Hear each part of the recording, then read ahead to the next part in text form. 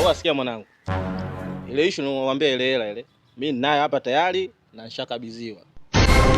Basi. Yani nakwambieje? Ile hela ile ambayo sisi tulikuwa tunaidai, tayari mimi nishakabidhiwa ninayo hapa. Umeona? Kwa hiyo fanya, tunataka nikusikize ufanye mpango gawane shilingi ngapi? Sasa bwana. Hela haijaingia. Unataka nikutafutie demu?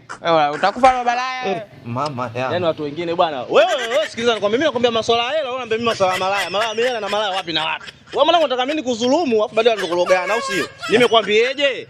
Hela ile ninayo, nimekabidhiwa hapa ninayo. Kwa hiyo fanya mpango tukagawane. Nakwambia hivi, ile hela ile tulikuwa tunadai kule. Ninayo, nimepewa, fanya mpango tukagawane.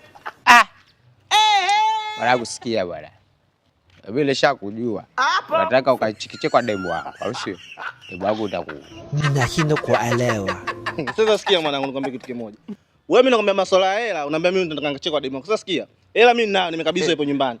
Cha msingi cha kufanya, mimi ile naenda kuchikichia kwa siku hata shilingi 5. Basi hapo sikiza. Unachikichiaje kwanza? Hela zipo.